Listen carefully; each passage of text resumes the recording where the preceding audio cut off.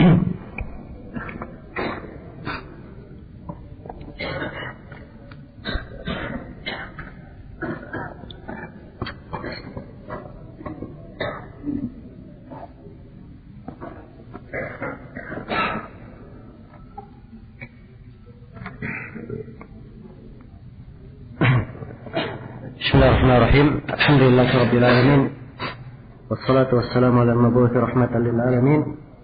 Nabiyina Muhammad wa ala alihi wa sahbihi wa man tabi'ahum bi ihsanin ila yaumiddin. Amma ba'd. Ini majelis yang ke-18 dari pembahasan kita mengkaji kitab Al-Qawaid Al-Kulliyah wa Dhawabit Al-Fiqhiyah karya Al-Allamah Yusuf Ibn Al-Hasan Ibn Abdul Hadi yang dikenal dengan panggilan Ibn Al-Mibrad rahimahullahu ta'ala.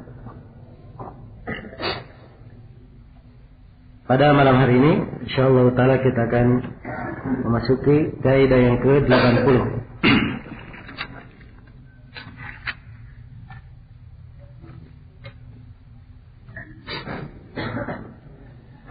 Berkata penulis rahimahullahu ta'ala, As-Samanun.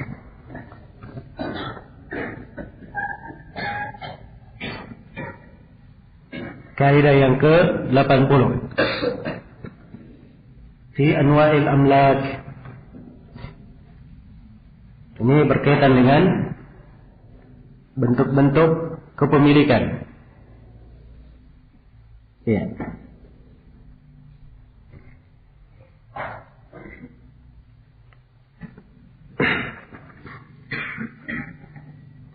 Mengetahui bentuk-bentuk kepemilikan dengan apa yang akan dijelaskan. Di sini juga mempunyai manfaat dan faedah dalam ilmu fikih, sehingga mudah seseorang itu membedakan antara akad jual beli, akad sewa menyewa, ya, dan selainnya. Kata beliau rahimahullah, al-amlaku iddatun. Kepemilikan itu ada beberapa bentuk. Yang pertama, taratan yaqa'ul mulku 'alal 'aini wal manfa'ah. Kadang kepemilikan sekaligus terhadap barang dan terhadap manfaatnya. Wa huwal ghalib. Dan ini yang merupakan kebanyakan. Ya, kebanyakannya kalau seorang punya barang dia miliki, maka dia manfaatkan barang itu. Dia punya motor misalnya, dia miliki motor tersebut dan dia manfaatkan, dia pakai. Dia memiliki rumah, dia tinggali rumahnya, dia miliki dan dia manfaatkan. Dan seterusnya. Dan ini kebanyakannya. Ya. Yang kedua, wa taratan yaqau 'alal manfa'ah dunal ain fi mawadhi'. Dan kadang dia terjadi pada manfaat saja. Ya, kepemilikan pada manfaat saja, bukan pada ainnya, bukan pada bendanya. Ini pada beberapa tempat. Pertama, kata beliau al-ijarah. Pada sewa menyewa. Sekarang seorang menyewa rumah. Rumah itu bukan milik dia. Rumah bukan di kepemilikannya. Tapi hak tinggal di rumah itu, hak memanfaatkannya, itu adalah apa? Itu adalah miliknya. Ya, bercabang dari sini. Kalau misalnya saya menyewa rumah, ya, saya sewa selama setahun. Saya sewa selama setahun. Lepas 6 bulan, saya ingin pindah ke kota yang lain. Ya. Nah, saya masih punya hak sewa berapa? Setengah tahun. Maka hak saya ini saya sewakan kepada orang lain. Ini boleh atau tidak? Boleh, sebab saya memiliki manfaat. Saya memiliki apa? Manfaat. Jadi ini kepemilikan dalam sewa menyewa. Iya. Demikian pula kalau misalnya seorang rumahnya itu harus melewati tanah orang. Dia melewati tanah orang. Maka dia menyewa jalan untuk masuk ke rumahnya. Jalan itu bukan milik dia, tanah orang. Tapi manfaat menggunakannya adalah miliknya karena dia sudah menyewanya. Yang kedua kata beliau wal ariyah. Al ariyah barang yang dia pinjamkan. Kalau barangnya dipinjamkan, orang yang meminjamnya itu hanya punya hak memanfaatkan. Kapan pemiliknya ingin mengambilnya, maka barangnya dikembalikan. Barangnya dikembalikan. Yang ketiga wal wasiyah bin nafa. Ketiga wasiat dengan memanfaatkannya. Wasiat dengan memanfaatkannya. Iya. Jadi seorang berwasiat. Nah, seorang berwasiat bahwa sebuah rumah itu diwakafkan untuk penuntut ilmu. Maka sepanjang dia seorang penuntut ilmu, dia punya hak untuk apa? Memanfaatkannya. Dia boleh untuk memanfaatkannya. Baik. Ini yang kedua ya, bentuk dari manfaat. Kemudian yang ketiga, atau bentuk dari kepemilikan. Dia hanya memiliki manfaat, tidak memiliki bendanya. Kemudian yang ketiga, wataratan yaqa'u 'alal aini dunan nafa. Ya, dan ini lebih jarang lagi yang terjadi yang ketiga. Ya. Kepemilikan hanya pada bendanya, bukan pada manfaatnya. Bukan pada manfaatnya. Disebutkan di sini oleh penulis dua contoh. Yang pertama, fima idza awsa bil aini li syakhsin wa bin naf'i li akhar. Iya.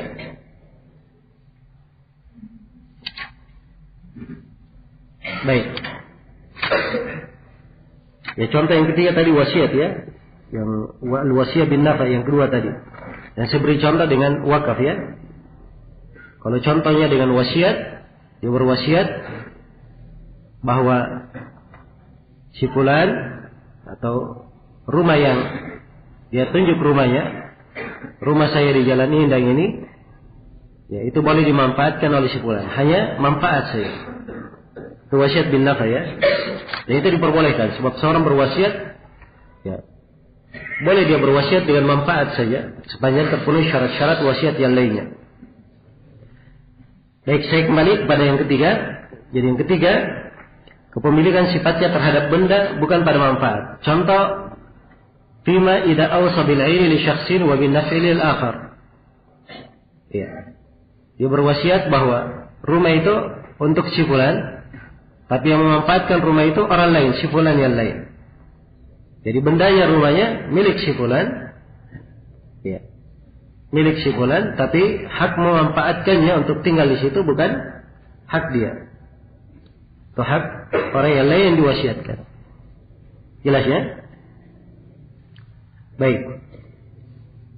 Contoh yang kedua, fima idza ajjaraha thumma ba'a al-ain wa bayyana anna lahu muajjarah. Iya. Fa fi muddatil ijarah hiya ainun mamlukatun la yamliku al-mushtari naf'aha. Yang kedua, contohnya dia menyewakan rumah. Jadi rumah sudah disewakan kepada si A selama setahun. Setelah si A menjalani tinggal di rumah itu setengah tahun, maka pemilik rumah menjual rumahnya. Ya. Begitu dia jual, dia terangkan kepada siapa? Si pembeli. Bahwa rumah ini sekarang dalam status disewakan, di kondisi disewakan. Iya. Maka kalau engkau beli, orang yang menyewa di situ masih punya hak tinggal sampai berapa? Setengah tahun. Dia terangkan ya, kalau misalnya ada keterangan dari diterima, ya, misalnya si pembeli tidak mau, dia katakan selesaikan dulu urusanmu dengan orang yang kontrak, saya ingin langsung tinggal, itu permasalahan lain ya. Karena itu penulis terangkan bentuknya, bentuk kejadiannya. Ia terangkan bahwa rumah ini sedang apa? Disewakan dan dikontrakkan, dan dia setuju. Maka kata beliau, fa fi muddatil ijarah, maka sepanjang waktu penyewaan rumah ini setelah dibeli dan sepanjang waktu disewa 6 bulan itu tadi, hiya ainun mamlukatun. Ya. La yamliku al-mushtari naf'aha. Dia adalah barang yang sudah dimiliki. Harta sudah dimiliki oleh siapa? Si pembeli. Ya. Tapi si pembeli tidak memiliki manfaatnya. Selama berapa? 6 bulan. Nah, ini kejadian yang kedua ya. Baik, ini jenis kepemilikan. Nah, baik. Ini 3 jenis kepemilikan. Kepemilikan tidak keluar dari 3 jenis ini. Selesai sudah pembahasan tentang jenis-jenis kepemilikan. Kemudian kata beliau rahimahullah ta'ala, iya, ini 3 jenis ya disebutkan oleh penulis di sini. Dan ini kaidah juga diterangkan oleh Ibnu Rajab di Al-Fawaid. Dan beliau sebutkan bentuk yang lainnya. Beliau sebutkan bentuk yang lainnya. Nah, baik. Saya kira itu yang 3 yang disebut oleh penulis di sini sudah cukup untuk kita pahami. Nah, berkaitan dengan buku Qawaid Ibnu Rajab, dia sebenarnya adalah mirip dengan buku yang kita baca sekarang ini. Namun Ibnu Rajab, ya, keistimewaan bukunya, dari setiap kaidah yang disebutkan, dia berusaha untuk tidak meninggalkan satu masalah pun dari pembahasan yang ada di buku fikih kecuali dia sebutkan di cabangnya. Iya. Sehingga luas pembahasan Ibnu Rajab. Ya, kemudian selain daripada itu, dia terangkan perselisihan di dalam mazhab Imam Ahmad kalau misalnya ada perselisihan. Ya. Tapi masalahnya buku ini, ya, dia ya perlu lebih lama untuk didalami. Nah, baik. Selesai sudah kaidah yang ke-80. Kita sekarang berpindah ke kaidah yang ke-81. Kata beliau rahimahullah, Al-Hadiyatu was-Samanun, kaidah yang ke-81. Ini kaidah yang ke-81, ya, tentang keadaan-keadaan yang pemilik tidak boleh ia berbuat sesuatu pada hak kepemilikannya. Jadi dia memiliki, tapi dia tidak boleh berbuat sesuatu tertentu di kepemilikannya. Ya. Dimaklumi ya bahwasanya kalau seorang memiliki sesuatu, dia berhak menggunakannya. Ya. Dia bebas di dalam menggunakannya, memanfaatkannya. Tapi ada keadaan-keadaan dia tidak boleh menggunakannya. Di sini disebutkan 5 tempat oleh penulis. Yang pertama al-muhrim fi shaidi. Yang pertama adalah seorang yang ihram. Di dalam apa? Di dalam as-shaid. Di dalam hewan buruan. Sebelum ihram dia memburu hewan, dapat hewan buruan. Ya, begitu dia masuk ke ihram, boleh dia makan hewan buruan? Jawabannya tidak boleh, sebab dia sedang apa? Sedang ihram dan dia memburunya. Iya. Ini yang pertama. Kemudian yang kedua, al-mawqufu alaihi la yatasarrafu fil mawqufi bil bait atau ma yanqulul mulk. Ma yanqulul mulk, yang diwakafkan kepadanya. Iya. Dia tidak boleh berbuat pada apa yang diwakafkan itu, apakah dalam bentuk dia jual atau bentuk apapun yang memindahkan kepemilikannya. Dia hibahkan, dia wariskan, atau yang semisal dengan itu, yang memindahkan apa? Kepemilikan. Ya. Jelas ya? Jadi seorang diberi buku. Ya. Ini saya tidak bahas apakah wakaf itu boleh pada sesuatu yang bergerak atau tidak. Itu ada pembahasannya di pembahasan wakaf. Ya. Sekarang seorang diberi buku, dikatakan ini wakaf. Amanah ya? Amanahnya apa? Buku ini adalah wakaf. Ya. Jadi buku itu diwakafkan kepadanya, dia berhak untuk membacanya, memanfaatkannya. Tapi dia tidak boleh menjual buku tersebut. Sebab amanahnya apa? Wakaf. Ya. Tidak boleh dia jual. Dan tidak boleh dia wariskan. Nah, kalau amanahnya diwakafkan. Kalau misalnya sudah diwakafkan kepadanya, maka asalnya siapapun boleh untuk memanfaatkannya. Sebab amanahnya adalah wakaf. Cuma dia yang memegangnya. Baik, ini yang kedua ya. Kemudian yang ketiga, wasayyidu ummil walad. Mamnu'un min at-tasarrufi fima yanqulul milk. Adalah tuan ibu anak. Ya, seorang pemilik budak, dia menggauli budak perempuannya. Dan budak perempuan ini hamil. Ya. Kemudian melahirkan. Maka anak dari budak ini ikut ke siapa? Ikut ke ibu atau ikut ke ayahnya? Ikut ke ayah. Anaknya nanti bebas. Jelas ya? Dan ibu dari si anak itu disebut ummul walad. Budak apa? Ummul walad. Nah, sekarang kalau dia sudah ibu dari anaknya, maka si tuan tidak boleh menjual budak itu.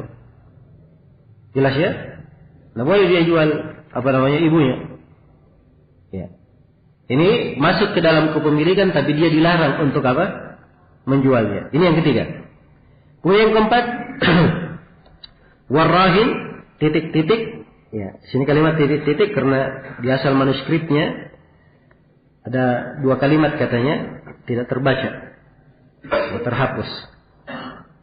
Nah, ba'da qabdihi. Ya, kalau ada 2 kalimat terhapus, ya mungkin saja kalimat itu ya mamnu'un min at-tasarrufi ba'da qabdihi, begitu. Ya. Seorang yang memegang atau seorang yang menggadaikan barangnya. Seorang menggadaikan barangnya. Si A, dia menggadaikan, si A meminjam uang dari si B. Ya, 10 juta. Dia gadaikan apa? Dia jaminkan motornya. Maka si A yang memiliki motor yang dia telah jaminkan kepada si B, dia tidak boleh tasarruf pada apa? Pada motor tersebut. Tidak boleh dia jual. Iya. Atau dia tidak boleh dia ada bentuk tasarruf di dalamnya. Ya. Kecuali kalau si pemegang gada itu mengatakan sudah tidak apa-apa, saya bebaskan kamu dari barang jaminan. Itu lain lagi masalahnya. Jadi sepanjang sudah dipegang sebagai barang gadaian, maka tidak dimanfaatkan oleh tuannya. Masuk di kepemilikannya, masuk di kepemilikan orang yang menggadaikannya, tapi dia tidak manfaatkan. Kemudian yang kelima, al-mushtari, kata beliau, wal-mushtari fi muddatil khiyar. Dan seorang mushtari yang membeli di muddatil khiyar, di masa khiyar. Seperti dia beli mobil 100 juta. Dia katakan saya beli dengan harga 100 juta, tapi dengan syarat saya diberi waktu luang 3 hari. Untuk apa? Untuk mencoba mobil ini. Iya. Maka selama 3 hari ini mobil itu tidak boleh dia jual. Dia hanya sekedar mencobanya. Ya, sebab ya walaupun dia sudah membelinya, tapi karena di masa khiyar, maka tidak boleh dia jual. Dan sudah berlalu bersama kita, kepemilikannya dihitung kepemilikan apa? Kepemilikan yang belum sempurna. Baik, ini beberapa contoh ya dari kaidah. Sebutkan di sini oleh penulis.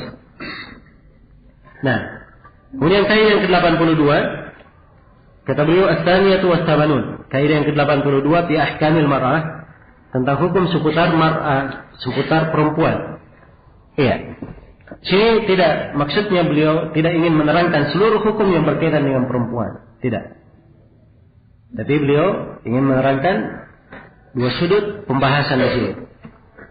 Iya, tentang kedudukan perempuan kalau dibanding laki-laki.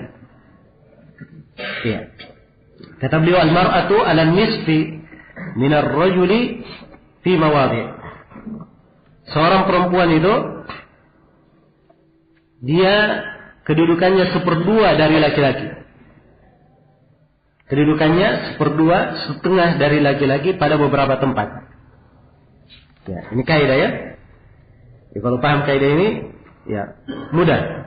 Karena pada selain tempat yang disebutkan oleh penulis, laki-laki dan perempuan sama. Jadi kalau dia hafal tempat-tempat ini, ya dia ditanya di tempat yang lainnya, maka mudah menjawabnya. Laki-laki dan perempuan sama di situ. Jelas ya? Sekarang tempat yang pertama adalah fil miras, pada warisan. Ya, laki-laki dan perempuan berbeda di situ, di mana laki-laki mendapatkan 2 kali lipat dari jatah apa?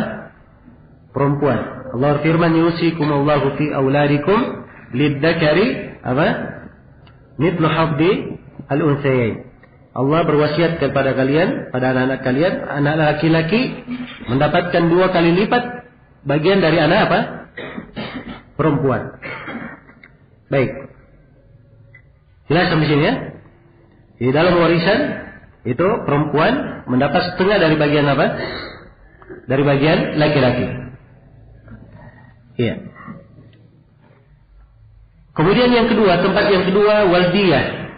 Wadiyah di dalam masalah dia. Ya, kita sudah singgung tadi tentang dia. Dia ini adalah hal yang dibayar karena ada apa?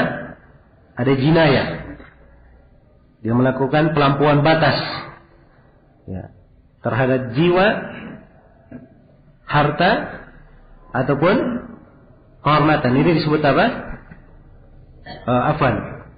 Terhadap badan dan terhadap badan. Ini disebut dia. Ya. Baik. Sekarang sudah kita jelaskan bahwa dia itu yang paling kuatnya diukur dengan apa? Dengan emas, perak, unta atau kambing atau sapi. Ya. Paling kuatnya diukur dengan unta. Itu dia ya. Ya. Jadi kalau misalnya ya seorang apa laki-laki ya dirusak rambutnya, jadi rambutnya sampai tidak bisa tumbuh. Ini dianya apa? Berapa dianya? Sempurna atau setengah?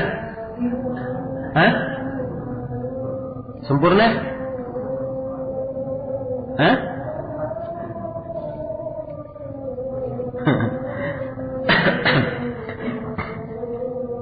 Ya, dia dapat 1/4 ya. 1/4 dia. 1/4 dia berapa unta? Hah? 25 ekor unta. Baik. Kalau perempuan yang dirusak rambutnya, maka perempuan mendapat berapa? 1/2 dari dia laki-laki.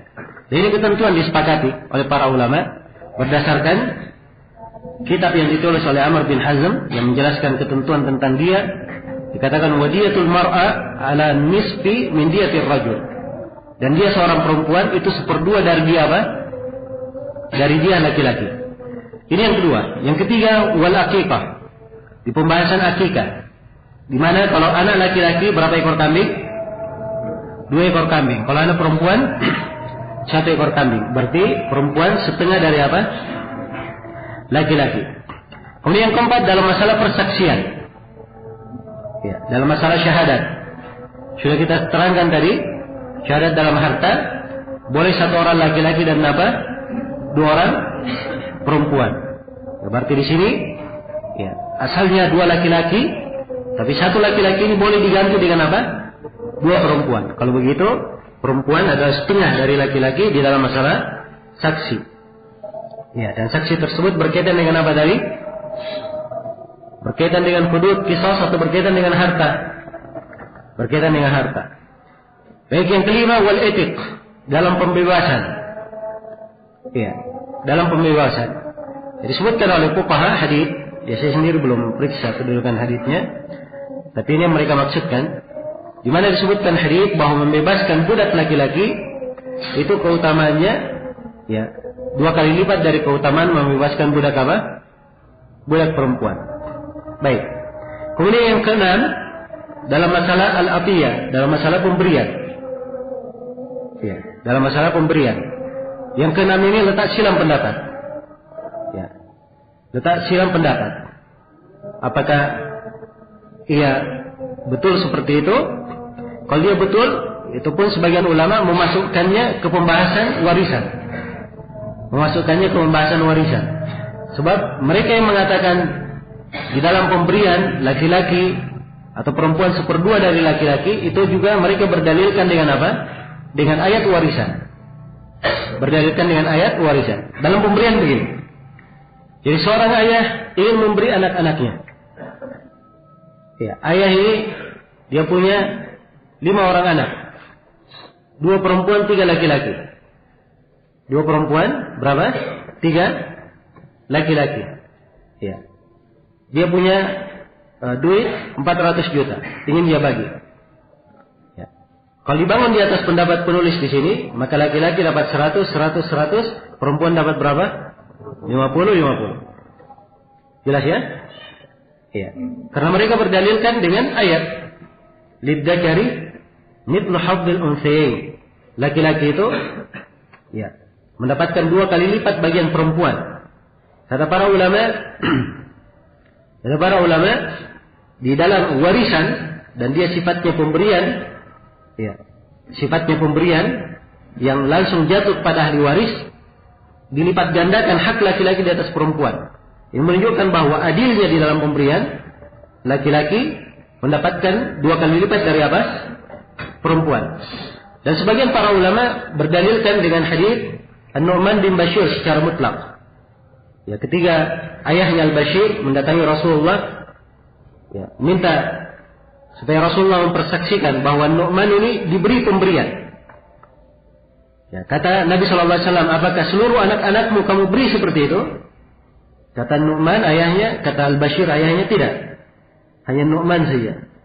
Kata beliau, kalau begitu saya tidak mempersaksikan apa? Kedustaan atau al-zur.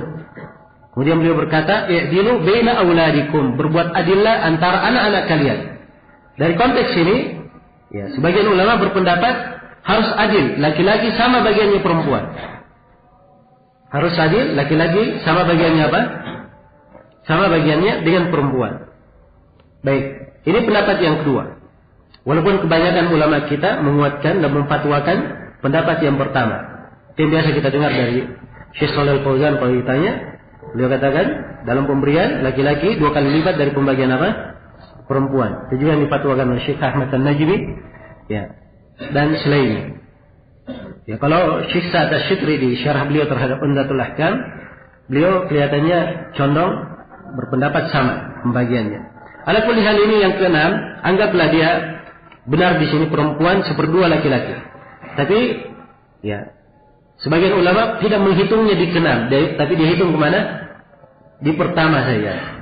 Ya, karena itu yang masyhur yang kita hafal dari guru-guru, laki-laki 1/2 dari perempuan, ya, atau perempuan 1/2 dari laki-laki pada 5 tempat. Itu biasanya yang kita hafal dari para guru. Ini 2 kali saya dengar di majelis guru kita, ya, ahli hadits masa ini, Al-Musnid, dan tokoh ulama fikih di kalangan Hambaliyah, yaitu Syekh Abdul Aziz Ibn Aqil, ya, hafizahullah taala. Ya, biasanya beliau di majelis sering mengulangi. Ya, dan kemarin 2 kali saya hadir majelis beliau di musim umrah. Ya. 2 kali itu pula beliau mengulangi 2 faedah ini. Ya, mengulangi faedah ini bahwa perempuan Perempuan 1/2 dari apa? Laki-laki. Pada 5 tempat beliau sebutkan. Karena memang di kebanyakan ya buku disebut pada 5 tempat. Nah, dan beliau sebutkan juga faedah bahwa seorang budak 1/2 dari orang merdeka juga pada 5 tempat. Juga pada 5 tempat. Ini kaidah lain ya. Sudah berlalu bersama kita 2 tempat. Nah, pada apa itu? Budak 1/2 dari apa? Orang bebas. Ayo. Yang pertama. Hah? Masa iddah. Yang kedua. Hah?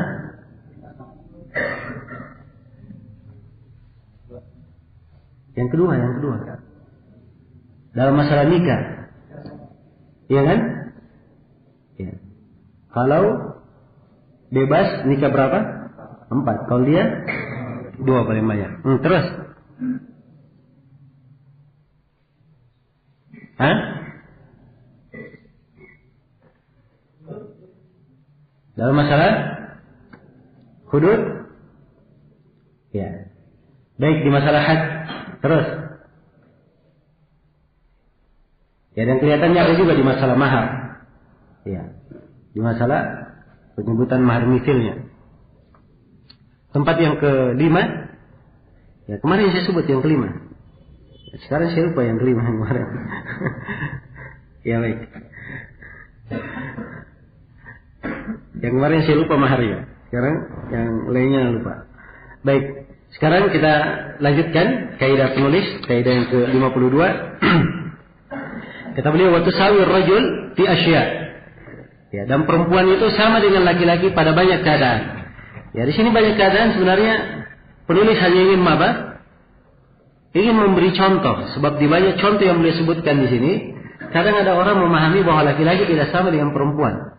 Tapi kalau sudah kita ambil kaidah awal tadi, perempuan itu 1/2 dari laki-laki pada 6 tempat, artinya selain 6 tempat itu berbeda atau tidak? Hah? Sama kan begitu? Tapi kenapa penulis membawakan contoh-contoh lagi? Nah, ini sini karena beliau ingin mengingatkan. Ada sebagian orang menyangka ada perbedaan, padahal sebenarnya apa? Tidak ada perbedaan. Karena itu beliau katakan seorang perempuan sama dengan laki-laki pada beberapa tempat. Yang pertama, al-jirah, malam yablugh thulutsad dia. Ya, pada luka. Ya. Pada luka sepanjang tidak sampai ke 1/3 dia. Ini ada ketentuan di 1/3 dia, di dalam dia. Ya. Si perempuan dia adalah 1/2 dia laki-laki, tapi disyaratkan itu kalau dianya tidak mencapai apa? Ya, kalau dianya lebih dari 1/3. Lebih dari 1/3. Kapan dianya 1/3, maka dia sama dengan laki-laki. Kemudian yang kedua, fit taharah, di dalam bersuci. Dalam bersuci saja sama saja laki-laki dan perempuan sama. Dalam mengusap kepala juga yang paling penting di sini. Iya, sama dengan laki-laki. Nah, sebagian orang membedakan. Nah, kemudian yang ketiga atau yang keempat, ya. Yang ketiga wafis salati, di dalam salat. Ya, juga kaifiat salatnya sama. Sudah kita terangkan ya di sebagian fikih Hambali tentang masalah duduknya ada perbedaan. Tapi yang benarnya dia adalah apa? Dia adalah sama. Ya, kemudian yang keempat waz zakat, di dalam masalah apa? Di dalam masalah zakat. Ini juga sama. Ya, tidak ada perbedaan. Ya. Kemudian yang kelima wasaum, di dalam masalah puasa. Dan yang keenam wal haji, di dalam masalah haji. Ya, di dalam masalah haji. Kalaupun ada perbedaannya, itu hanya masalah keringanan saja. Keringanan, misalnya bermalam di Musdalifah. Ya, kalau dia bawa perempuan tua atau perempuan yang lemah, ya, maka boleh mereka meninggalkan Musdalifah ya dari tengah malam setelah pertengahan malam berlalu. Yaitu keringanan namanya, bukan perbedaan. Kemudian yang ketujuh di dalam masalah al-hudud. Ya, perempuan sama dengan laki-laki dalam masalah hudud. Perempuan dibunuh oleh laki-laki, laki-laki itu dibunuh juga karena dia membunuh apa? Perempuan. Tidak ada perbedaan. Wa ghairi dalika, dan selainnya. Ya, dan selainnya. Jadi kalau sebut selainnya banyak selainnya ya. Ya. Cuma di sini beliau sebutkan 7 ya, karena ini Ya, kadang ada sebagian pembahasan yang mungkin disangkal sebagian orang berbeda, tapi sebenarnya sama. Ya. Kemudian kaidah yang ke-83.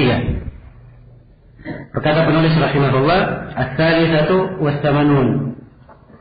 Kaidah yang ke-83. Ya, ini tentang di masalah orang yang digugurkan jenis hukuman kepadanya, misalnya digugurkan padanya hukuman mati. Ya. Tapi dilipat gandakan pada bentuk hukuman yang lainnya.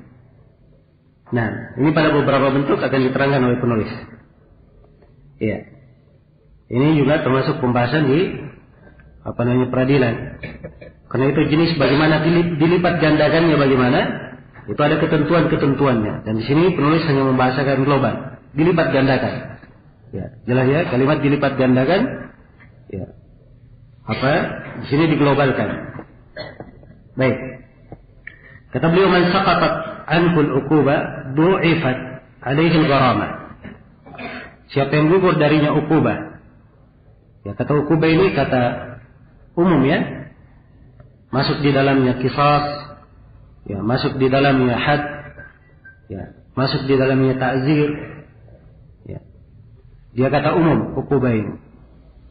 Jelas ya? Baik. Siapa yang jatuh darinya uqubah, du'ifat alaihi al-gharamah. Maka gharamahnya dilipat gandakan. Ya. Gharamah itu secara bahasa sesuatu yang wajib dia bayar, itu gharamah. Sesuatu yang wajib dia bayar. Nah. Dan gharamah ini dia semakna dengan ad-dhaman. Semakna dengan ad-dhaman. Ya. Hanya saja ad-dhaman dia memiliki makna yang lebih luas. Memiliki makna yang lebih luas daripada apa? Daripada al-gharamah. Maknanya lebih luas dari gharamah. Nah, sebab dhaman itu dia kadang menjamin di masalah hutang, dia kadang menjamin menghadirkan orang yang berhutang, ya, atau menghadirkan badannya. Dia kadang menjamin kerugian. Kalau gharamah tidak, dia kaitannya dengan membayar, ya, menunaikan apa yang harus dia bayar, dia tunaikan. Itu gharamah. Iya. Baik.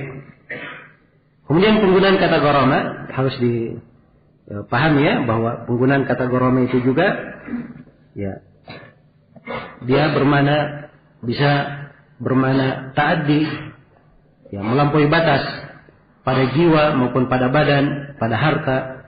Itu disebut juga kalau dia misalnya melakukan sebab itu, maka dia diqisas misalnya, maka qisas itu disebut gharamah juga bagi dia. Ya. Dia membayar dia itu disebut apa? Gharamah juga. Ya, atau dia membayar arsh misalnya, ya, dia juga disebut gharamah. Atau dia membayar gurrah kalau membebaskan budak, itu juga disebut gharamah. Jelas.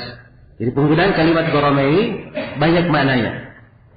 Ya, karena itu kalau penulis katakan dilipat gandakan gharamahnya, nah itu dilihat kepada akar pembahasannya.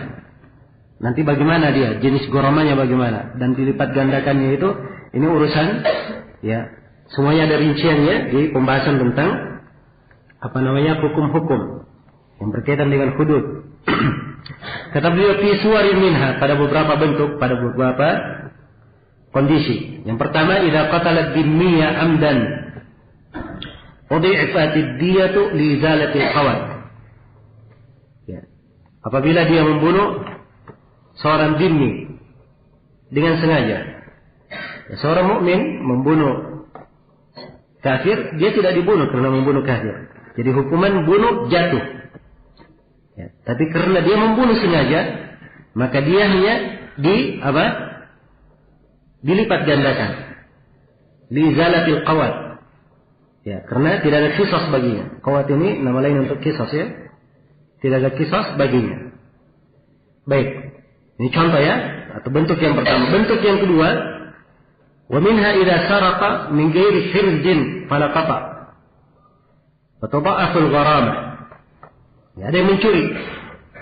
Tapi dia mencuri bukan pada hirzin, bukan pada harta yang dijaga. Ya, sebab salah satu syarat hukum potong tangan itu diterapkan kalau dia mencurinya pada harta yang dijaga, disimpan. Misalnya duitnya disimpan di laci, ya, atau disimpan di di bank, terjaga. Ya. Duit itu diambil. Nah, ini baru kenapa? Hukum potong tangan.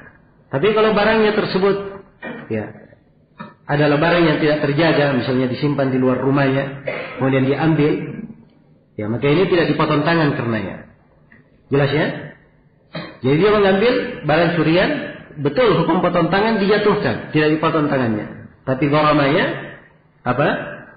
Dilipat gandakan. Jenis gharamanya apa? Ini pembahasannya terkait dengan pembahasan hukum potong tangan. Baik. Kemudian yang ketiga, idza saraqa samaran atau kathran fala qata. Demikian pula kalau dia dia mencuri, ya, samar, buah atau kathran, ya, atau kathran, ya, dari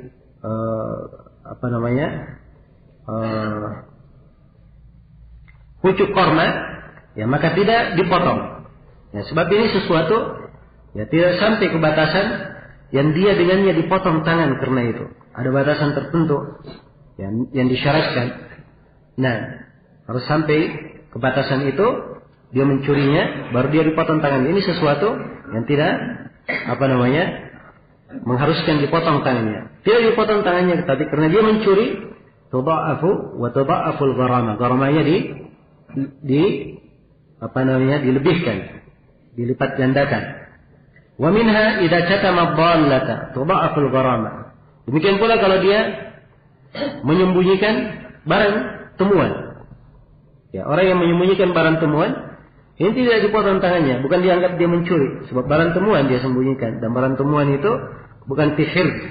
Ya, maka kalau dia sembunyikan, dilipat gandakan apa? Gharamanya. Kemudian yang kelima, kata beliau, idza qala al-a'war aina sahihin fala qisas. Ya, fala qisas. Ya, seorang yang a'war, dia picok, ya, sebelah matanya buta. Nah, dia menghilangkan, membuat cacat satu mata orang lain. Maka di sini tidak bisa dikisas dengan langsung dikasih cacat juga, dicacatkan matanya. Ya, dia tidak bisa dikisas. Karena kalau dicacatkan matanya satu lagi, berarti dia buta. Dan ini tidak seimbang dengan apa? Ya, jadi yang dia cacatkan matanya buta sebelah, kalau dia dicacatkan juga, dia tidak menjadi buta sebelah, tapi buta dua-dua.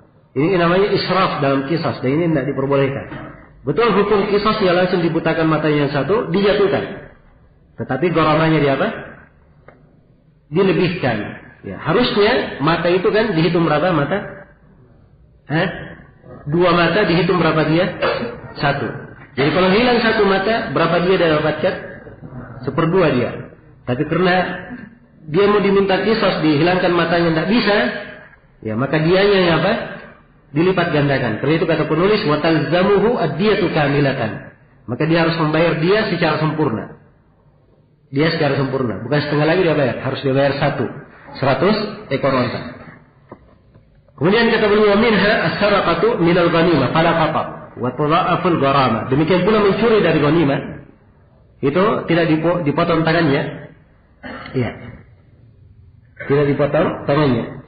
Nah, karena itulah hadits-hadits yang menjelaskan tentang ada sebagian orang yang mencuri ghanimah, itu tidak dinukil bahwa Nabi SAW menjatuhkan hukum potong tangan pada mereka. Ya, hanya disebutkan dosa, ya. Ya, tidak dipotong tangannya, tapi gharamanya dia apa? Gharamanya dilebihkan. Baik. Ini contoh, ya, menunjukkan bahwa ada, ya, sebagian ketentuan yang dijaga di dalam peradilan.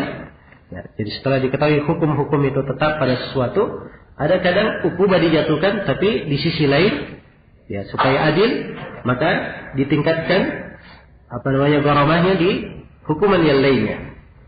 Selesai sudah kaidah yang ke-83. Kemudian penulis berpindah kepada kaidah yang ke-84. Kata beliau ar-rabi'atu wat-tamanun. Kaidah yang ke-84. Fima la yudman bil itlaf. Tentang apa-apa yang tidak diganti kalau dirusak. Tidak ada dhaman.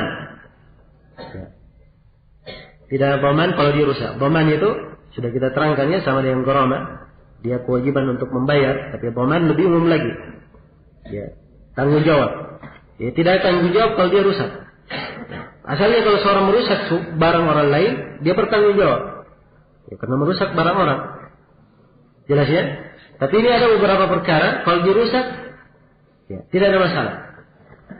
Ya, jelas ya? Kalau dirusak tidak ada masalah, tidak ada dhaman di situ. Diberi contoh di sini oleh penulis. Yang pertama, al-khamar. Kata beliau, ma la yudmanu bil itlaf asya. Apa yang tidak ada dhamannya karena dirusak, ada beberapa perkara. Yang pertama, al-khamar. Ya. Pertama adalah apa? Al-khamar. Minuman keras. Ya. Ada minuman keras, dia tumpah minumannya. Jelas ya? Dia bayar dhaman? Jawabannya tidak. Karena memang Nabi sallallahu alaihi wasallam perintah. Ketika turun pengharaman khamar itu ya membasahi jalan-jalan di mana? Di kota Madinah, karena dibuang.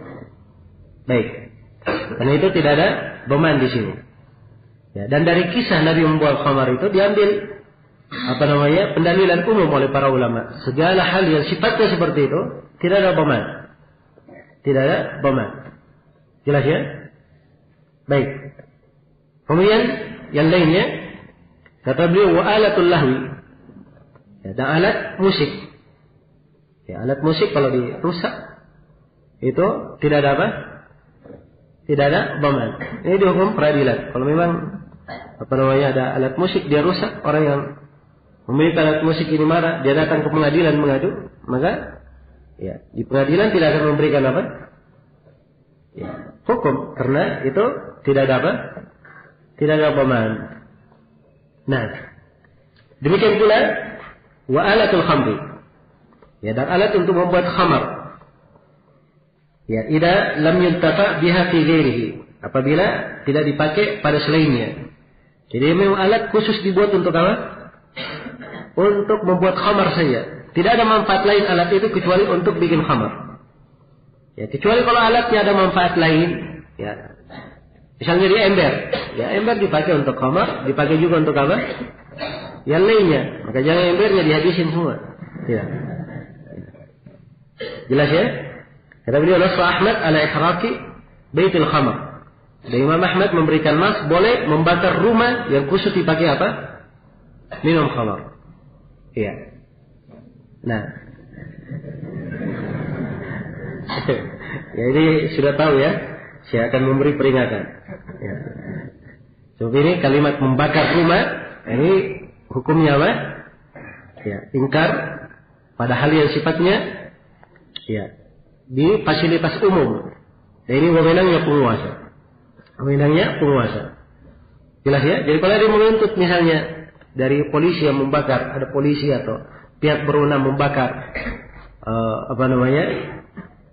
tempat minum khamar, ya, dituntut ke pengadilan, maka nada tuntutan bagi mereka. Sebab ini adalah hal yang apa? Hal yang tidak ada nilainya. Kalau dirusak tidak ada dhaman.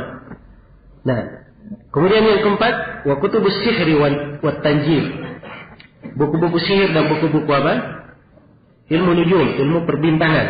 Ini dari ilmu kesyirikan, kekufuran. Ya, maka membakarnya tidak ada masalah. Ya. Membakarnya tidak ada masalah, tidak ada dhaman. Yang kelima wal kalb, dan anjing. Kalau anjingnya diburu, ya misalnya mati, ya seorang berjalan dia tabrak anjing, maka tidak ada dhaman. Ya, jelas ya? Tidak ada dhaman. Itu hukum Islam. Ya, kalau ada dhaman itu biasanya hukum rimba atau hukum selain hukum Islam. Ya. Kalau membayar denda. Ya. Di sebagian wilayah di timur sana, Oh itu dahsyat kalau orang tabrak anjing itu. Ya, bisa lebih mahal daripada mobilnya. Ya. Baik. Ya, selesai ya sudah tentang masalah ada barang-barang yang tidak dijamin. Ya, tidak ada peman, ya, tidak ada tanggung jawab kalau dia rusak. Iya, baik. Nah, ada sebagian keadaan juga diberikan pendalilan seperti Imam Al-Bukhari memberi judul bab di pembahasan tentang isti'dan, orang yang tidak meminta izin melihat ke rumah orang tanpa izin. Pemilik rumah dia lempar orang tersebut, kena matanya, hilang matanya. Atau cacat matanya. Apakah dia kena baman? Jawabannya tidak. Ya, jawabannya tidak. Ini juga dari masalah ya, tapi tidak disebut di sini oleh penulis. Dan itu dari dalil untuk kaidah ini. Baik, selesai sudah kaidah yang ke 84. Kemudian kata beliau kaidah yang ke 85. Kaidah yang ke 85 kata beliau fi asbabi man'i waqa'il mubah. Ya, ini tentang sebab-sebab tidak boleh melakukan hubungan suami istri dengan perempuan yang dihalalkan baginya, dengan istri yang dihalalkan baginya. Ya, jadi ada keadaan-keadaan suami tidak boleh berhubungan dengan istri. Dan ini karena beberapa sebab. Beliau akan menyebutkan 4 sebab. Kata beliau asbabu man'i waqa'il mubahati arba'atun. Ya, sebab tidak boleh menggauli perempuan yang dibolehkan baginya ada 4. Ya, karena perempuan yang dibolehkan bagi seorang lelaki ada 2, istri dan budak. Karena itu beliau bahasakan mubah, beliau tidak bahasakan istri. Ada 4. Yang pertama ibadah. Karena perempuan itu melakukan ibadah. Ya. Fala yajuzu wata'us sha'im, as-sha'ima. Maka tidak boleh seorang lelaki menggauli ya, perempuan yang sedang berpuasa. Karena dia sedang sedang beribadah. Nah, sedang beribadah. Maksudnya di sini ibadah puasa Ramadan ya. Maksudnya puasa apa? Puasa Ramadan. Ya, adapun selain dari puasa Ramadan itu ya di bawah pilihan, boleh dia lanjutkan, boleh dia tidak. Yang kedua wal muhrimah. Ya, perempuan yang sedang melakukan ihram. Ya, kalau ihram ini sama sekali tidak diperbolehkan walaupun dia adalah manasik haji atau umrah yang sunnah baginya. Karena haji dan umrah itu ya walaupun dia sunnah, tapi kalau dia sudah mulai melaksanakannya, maka dia wajib untuk menyelesaikannya. Wajib untuk menyelesaikannya. Ya. Dan ini tidak ada pembahasan ibadah yang kalau sudah mulai dilaksanakan wajib untuk diselesaikan kecuali pada pembahasan haji dan umrah. Karena Allah firman, wa atimmul haji wal umrata lillah. Ya, sempurnakanlah haji dan umrah itu karena Allah. Baik. Jadi perempuan yang ihram ini tidak boleh digauli karena dia melakukan ibadah. Demikian pula wal musalliyah, perempuan yang sedang salat fi salati inda dhiqil waqt. Ya. Pada salat kalau waktunya sudah sempit. Nah, misalnya salat asar. Ya, 5 menit lagi habis waktu asar, masuk maghrib. Ya. Jelas ya, ini tidak boleh diganggu, dibiarkan salat. Baik, ini yang pertama ya. Ya tidak boleh karena apa? Karena ibadah. Kemudian yang kedua, wa mani'un fil mahal. Ya, tidak boleh karena ada halangan pada tempat untuk melakukan hubungan itu. Ya, dan ini jelas. Terus memberi contoh kal haidi, seperti perempuan yang sedang haid, wan nifas dan perempuan yang sedang nifas, wal istihadha dan perempuan yang istihadha. Ini 3 contoh. Ya, semuanya diterima kecuali haid, kecuali istihadha. Sebab perempuan istihadha itu tidak sama dengan Tidak sama dengan haid. Dan pendapat yang lebih kuat di kalangan ulama bahwa perempuan yang istihadha boleh untuk boleh untuk digauli. Jadi istihadha ini dikasih catatan bahwa pendapat yang lebih kuat dibolehkan, tidak dilarang. Kemudian yang ketiga, wa mani'un fil fa'il. Ya. Ada yang tidak dibolehkan karena ada penghalang pada orang yang akan melakukannya. Ya. Orang yang akan melakukannya. Kasaumihi wa ihramihi wa biharihi.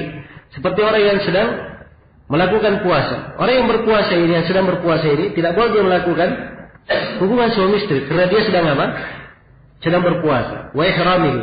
Orang yang sedang ihram, dia tidak boleh melakukan hubungan dengan istrinya karena dia sedang apa? Sedang ihram. Wa biharihi, demikian pula dia sedang membihar istrinya. Dia katakan engkau seperti punggung ibuku. Ya, maka tidak boleh dia apa? Menggauli istrinya sampai dia membayar kafar. Wa kufrihi idza kanat az-zawjatu muslimatan.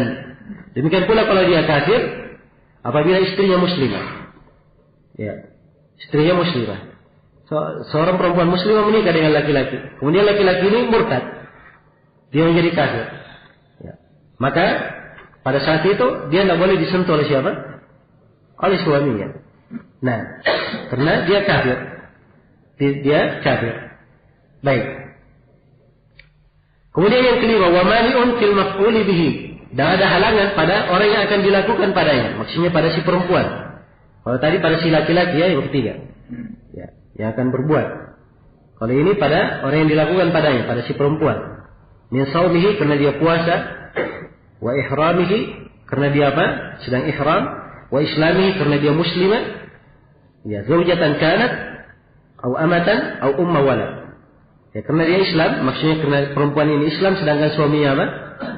Suaminya kafir. Apakah dia sebagai istri, atau sebagai budak perempuan, atau sebagai apa? Sebagai ibu dari anak. Nah, selesai sudah ya kaidah yang ke-85. Jadi kaidah oleh penulis apa? Beliau gabungkan ya, sebab ini di banyak pembahasan. Mungkin kita membaca fikih, kita bahas pembahasan haid, ya, kita bahas pembahasan puasa, pembahasan haji, pembahasan zihar, ya, pembahasan nikah, tidak boleh nikah antara laki-laki dan perempuan. Ada yang sebutkan tidak boleh antara suami dan istri, tidak boleh antara suami dan istri. Di banyak di beberapa pembahasan. Maka di sini penulis mengumpulkan seluruh pembahasan itu dalam satu kaidah supaya mudah dia apa? Diingat dan seorang itu, ya, apa namanya, pemahamannya ya, betul-betul teratur. Ya, beda ya kalau dia berpisah pembahasannya. Beda kalau dia berpisah pembahasannya. Inilah pentingnya, salah satu pentingnya mengenal ya, qawaid dan bawabit. Baik. Kemudian kaidah yang ke-86. Ya. Kaidah yang ke-86 ini tentang masalah apa? Ya, tentang masalah hukum-hukum seputar dhaman. Ya. Dhaman ketika terjadi kerusakan atau apa hilangnya kebaikan pada sesuatu. Ya. Dan pembagian dhaman yang akan diterangkan oleh penulis ini ditinjau kepada sebab dan orang yang melakukannya secara langsung. Baik. Kata beliau rahimahullah, akan lebih jelas ya dengan keterangan dan contoh yang akan disebut oleh penulis. Kata beliau, "Idza wujidatil itlaf sababun wa mubashir." Ketika terjadi itlaf, ketika terjadi talaf, ya, rumah terbakar, talaf namanya, rusak, hancur. Ya. Apa? Nah, kemudian kambing mati. Ya, itu apa namanya? Itlaf juga. Ya. Ketika mobil hilang, ini juga apa? Itlaf namanya. Jelas ya? Ketika terjadi itlaf ini, ya. Tentunya ada kejadian seperti ini, ada namanya dhaman. Ya. Jaminan. Ya. Hukum-hukum seputar jaminan ini, ya, banyak pembahasannya. Salah satunya di kaidah ini. Dan di sini beliau ingin membagi tentang dhamannya dilihat kepada orang yang melakukannya secara langsung dan sebabnya. Baik. Di sini beliau sebutkan, kata beliau rahimahullah, ya, ila thalathati aqsam, yang qasama dzalika ila thalathati aqsam. Ini terbagi 3. Kata beliau, qismun ad-dhamanu ala sabab duna al-mubashir wa huwa fi suwarin minha. Ada satu bagian, ya, dhaman jaminan atau yang bertanggung jawab, dhaman yang bertanggung jawab adalah pada sebabnya, bukan pada orang yang melakukannya secara apa? Secara langsung. Ya, bukan pada orang yang melakukannya secara langsung. Dan ini pada beberapa kejadian. Ya, pada beberapa kejadian. Baik, beliau kasih di sini dua contoh. Contoh yang pertama, idza syahidu bil amdiya indal hakim bil qatl faqatal thumma raja'a asy-syuhud fadhaman 'ala asy-syuhud. Ya. Sekarang ada beberapa orang masuk kepada al-hakim, kepada qadhi, kepada pimpinan negara atau kepada siapa yang diwakilkan. Mereka mengangkat tuntutan kepada si fulan, bahwa si fulan itu telah membunuh dengan sengaja. Jelas ya? Si fulan telah membunuh dengan sengaja. Nah, diangkat ke hakim. Mereka saksi ini 4 orang mempersaksikan semuanya. Ya. Karena ada 4 orang yang mempersaksikan, hakim menjatuhkan hukum bahwa si fulan dia dibunuh karena apa? Membunuh orang. Terjadi qisas, kan begitu? Ya. Sekarang si fulan yang diqisas ini oleh al-hakim, ya, qadhi dijatuhkan hukum diqisas, dia pun dijatuhkan hukum wajib dan mati, meninggal. Ya, selesai qisasnya. Setelah selesai qisasnya, 4 orang yang berkesaksian palsu ini mereka bertobat, rujuk dari persaksiannya. Ya. Sekarang rujuk dari apa? Persaksiannya. Ini siapa yang menanggung? Hah? Yang melakukan langsung siapa?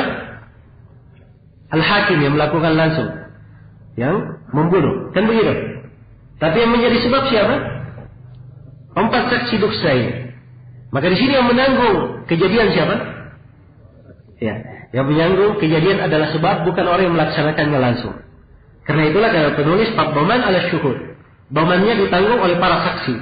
Ya, karena itu telah kita terangkan, mereka yang rujuk dari saksinya ini juga dijatuhkan hukum bunuh semuanya. Jelas ya? Dijatuhkan hukum bunuh sama. Ya, pada semuanya, pada 4 orang. Jelas ya? Baik. Ini yang pertama. Yang kedua, contoh yang kedua. Kata beliau, minha idza qala a'tiq abadan wa aliya samana. Ada orang yang berkata, ya, bebaskan budakmu, saya menanggung apa harganya. Ya. Fa'al, maka tuannya ini mengerjakan fa'ataq, dia bebaskan budaknya. Ya. Dia bebaskan budaknya. Jelas ya? Ya. Maka di sini siapa yang menanggung setelah dia bebaskan budak ini? Siapa yang menanggung hartanya? Sebab orang yang mengatakan tadi bebaskan. Jelas ya? Ya. Bukan tuannya yang membebaskannya, tapi siapa? Orang yang berkata bebaskan budakmu, saya menjamin. Ya. Maka dhaman terhadap dia, karena dia yang apa? Yang menjadi sebab. Jelas ya? Kemudian ini bagian yang pertama. Bagian yang kedua, bentuk yang kedua. Ya. Kalau dilihat kepada pelaku langsung dan sebab, bentuk yang kedua, ad-dhaman 'alal mubashir duna sabab. Dhaman ditujukan kepada orang yang melakukan langsung, bukan kepada sebab. Bukan kepada orang yang menjadi sebab. Wa huwa fi suwarin minha. Dan ini pada beberapa keadaan. Ya. Ini pada beberapa keadaan di antaranya. Kata beliau, idza ta'awana li dhalimin wa dallahu wa hassala lahu dhulma rajulin fadhamanu 'ala al-mubashir duna sabab. Nah, contoh, dia kerjasama dengan orang yang zalim. Ta'awan, dia zalim. Dia kerjasama sama orang yang apa? Yang zalim. Wa dallahu, dan dia tunjukkan. Jadi ada zalim, ya. Dia ingin cari siapa? Si fulan. Ya. Dia ingin membunuhnya. Ya. Jelas ya? Saya tahu ada si fulan, dia berkata, oh yang kamu cari itu ada di sana. Dia tunjukkan. Ya, dia tunjukkan. Maka ini yang menunjukkan adalah apa? Sebagai sebab. Kalau orang itu ternyata menemukannya dan membunuhnya, maka di sini dhaman terhadap apa? Orang yang membunuh, bukan orang yang menunjuk. Ya. Demikian pula kalau dia berkata kepada seorang, oh, itu si fulan memang keterlaluan. Wah, dia hasut, dia bicara. Ya bagusnya kamu kasih pelajaran saja. Ya. Nah, kasih pelajaran saja. Ya. Biasanya mereka bahasakan dibida saja. Kalau artinya dibina, ya, dibinasakan. Iya. Jelas ya? Dikatakan begitu sama dia. Setelah itu orang itu akhirnya membunuhnya. Maka dia Dhaman di sini ditanggung oleh siapa? Oleh orang yang membunuh, bukan yang menjadi sebab. Bukan yang menjadi sebab. Karena itu kata penulis, Dhaman 'alal mubashir dunas sabab. Dhaman ditanggung oleh orang yang melakukan langsung, bukan kepada sebab. Kemudian contoh berikutnya, wa kadzalika idza qala li rajulin ya'rifu tahrim al-qatl, uqtul fulanan, fa dhamanu 'alal mubashir. Demikian pula kalau dia berkata kepada seorang lelaki. Lelaki ini paham bahwa membunuh itu haram. Ya. Dia tahu. Ya. Dia berkata pada laki-laki tersebut, bunuh si fulan. Ya. Bunuh si fulan. Ternyata laki-laki itu betul-betul membunuhnya. Padahal dia paham bahwa membunuh adalah apa? Adalah haram. Maka di sini dhaman ditanggung siapa? Ditanggung oleh orang yang membunuh. Bukan kepada mubashir. Ingat ya, saya sudah terangkan bahwa dhaman itu dia lebih luas daripada apa? Daripada gharama. Dhaman kadang pada harta, pada barang gadai, amanah yang diberikan, kadang pada pembahasan qisas, pembahasan hudud, itu kadang disebut apa semuanya? Dengan bahasa dhaman. Jelas ya? Tanggung jawab, dia bertanggung jawab. Baik. Wa kadzalika idza a'arahu sayfan aw sikkinan aw nahwa dzalika faqatala bihi fadhamanu 'ala al-mubashir. Demikian pula kalau dia pinjamkan pedang atau pisau atau yang semisal itu. Ya. Kemudian akhirnya orang itu membunuh dengan pisau dan pedang yang diberikan padanya. Maka di sini yang menanggung siapa? Dhaman terhadap orang yang membunuh langsung, bukan yang menjadi sebab, bukan orang yang meminjamkan itu tadi. Baik, jelas ya? Selesai sudah bagian yang kedua. Bagian yang ketiga, kita beri waqismun ad-dhamanu alaihima. Dan ada satu bagian, ya dhaman ditanggung mereka berdua sekaligus. Yang melakukan langsung dan menjadi sebab. Ya. Wa huwa, dan ini pada apa? Satu keadaan disebutkan di sini oleh penulis. Idza dalla al-muhrim 'ala as-sayd, atau asyara ilaihi, atau a'arahu sikkinan wa nahwahu, fadhamanu 'alaihima. Iya. Apabila seorang muhrim sedang melakukan ihram, dia tunjukkan kepada orang yang melakukan ihram yang lain. Jadi dua orang sama-sama melakukan apa? Ihram. Iya. Jelas ya? Sama-sama melakukan ihram. Yang pertama, dia ingin membunuh hewan buruan. Yang kedua, dia tidak mau membunuh. Tapi yang kedua ini berkata, ya, itu saja hewan buruannya. Dia tunjuk. Ya. Atau ketiga, yang pertama ini sudah melihat hewan buruan, dia cari pisau. Ya. Langsung yang kedua berkata, ini pisaunya, cepat kejar. Ya. Jelas ya? Ada yang semisal dengan itu. Maka, dhaman ditanggung oleh siapa? Ditanggung oleh dua-duanya. Ditanggung oleh dua-duanya. Karena memang ada hukum khusus bagi orang yang ihram. Ya, dia tidak boleh membantu dengan bentuk bantuan apapun. Dengan berbicara, dengan menunjuk, dengan meminjamkan, atau yang semisal dengan itu. Jelas ya? Baik. Oke, ini tiga pembahasannya. Ya, dilihat kepada sebab dan orang yang melakukan langsung. Baik, selesai sudah. Kaidah yang keberapa? Ke-80. Tenang. Ya, satu lagi. Kaidah yang ke-87.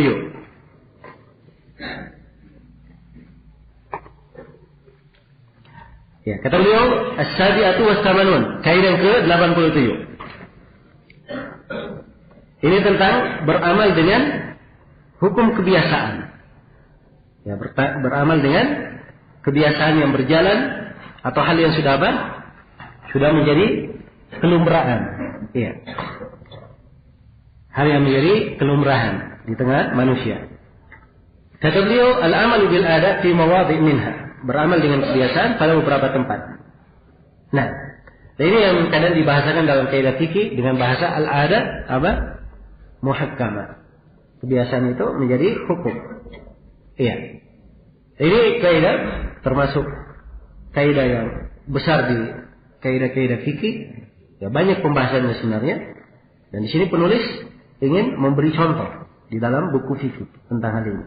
Kata beliau fi mawadhi' dalam beberapa tempat, minha di antaranya. Karena itu beliau tidak katakan fi mawadhi' titik, tapi beliau katakan minha, harus di antaranya. Sebab contohnya banyak. Ya, jelas ya? Yang pertama al-ujrah fi dukhulil hammam. Upah ketika masuk WC.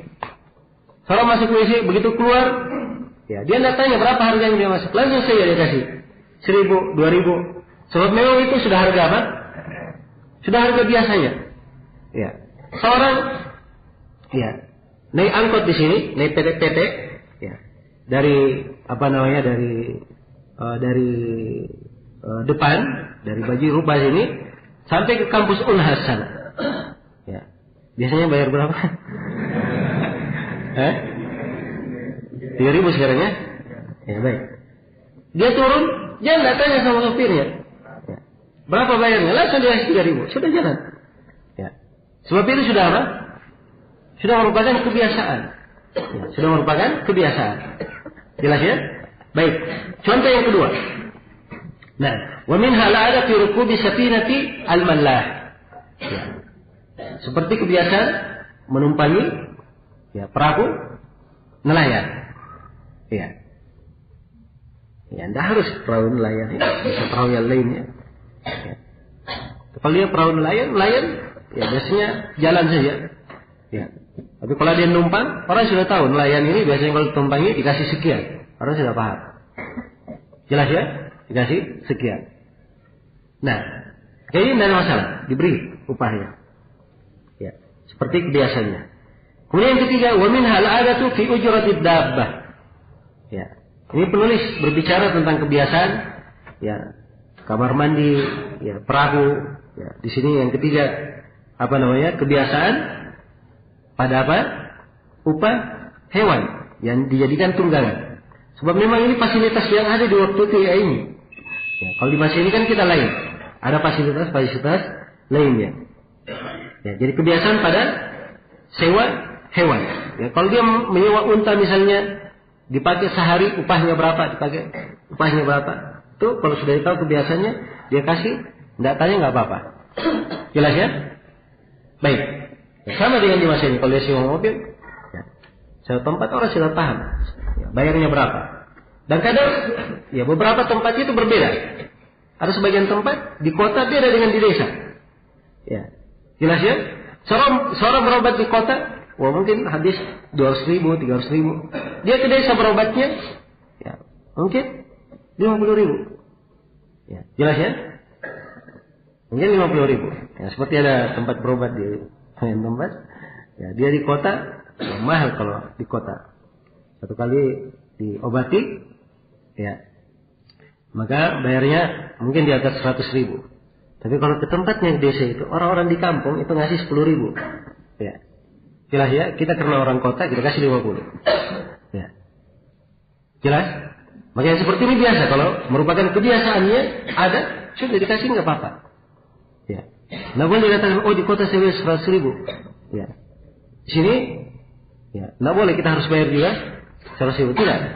Ini sudah kebiasaan. Orang beramal dengan hal yang merupakan kebiasaan itu adalah perkara yang dibolehkan. Baik. Kemudian yang ke berapa sekarang? Yang keempat, wa minha ar-ruju' ila adati nisa'iha fil haid zaman al-istihadha. Ini sudah berlalu dari pembahasan haid. Ya. Dia kembali kepada kebiasaan kebanyakan perempuan pada saat istihadha. Ini pada dua keadaan dia kembali ke kebiasaan perempuan. Yang pertama apa? Nah, perempuan istihadha yang apa yang pertama? Yang pemula. Dia belum pernah haid sebelumnya, begitu haid langsung istihadha juga. Ini kembali kepada apa? Kebiasaan kebanyakan perempuan. Dan yang kedua, perempuan yang mana? Yang lupa masa haidnya. Ya, ketika keluar haidnya, ternyata istihadha juga. Ya, tidak bisa dia bedakan, tidak ada kebiasaan. Maka di sini dia kembali kepada kebanyakan apa? Kebiasaan kebanyakan para perempuan. Kemudian yang kelima, kata beliau, minha hadiyatu al-muqtarid jaizatun idza kanat al-'adatu biha. Demikian pula hadiah orang yang meminjam itu diperbolehkan. Kalau biasanya dia memberi hadiah. Jelas ya? Ya, karena kaidah umumnya di dalam orang yang meminjam, kapan si A meminjam dari si B, ya, maka si A ini tidak boleh memberi hadiah kepada siapa? Kepada si B. Tidak boleh memberi hadiah kepada si B. Sebab itu dihitung apa? Dihitung riba. Ya. Si A misalnya, saya misalnya memberi modal kepada seorang buka toko. Ya, orang ini sudah buka toko. Ya. Ya. Suatu saat saya datang beli ke toko tersebut. Saya beli ke toko tersebut. Begitu saya beli orang tersebut, ya saya diberi harga miring, dikurangi harga, diberi hadiah. Boleh saya terima? Jawabannya tak boleh. Sebab dia sedang apa? Berhutang pada saya. Ya. Dan dia mengurangi karena saya apa? Karena dia berhutang kepada saya, ini tidak diperbolehkan. Kecuali di satu keadaan. Kalau biasanya memang sebelum berhutang sering memberi hadiah. Ya. Si A biasanya, ya, kalau dia pulang dari perjalanan atau dia turun ke laut, pulang dari laut, biasanya singgah ke rumah, anak diberi ikan misalnya. Itu kebiasaan, biasa dia beri. Suatu hari dia minjam dari saya beri duit pinjaman. Dia masih tetap bawa ikan, boleh saya terima? Ya, boleh. Sebab sini diketahui bahwa pemberian bukan karena pinjaman, tapi karena biasanya dia apa? Memberi. Ya.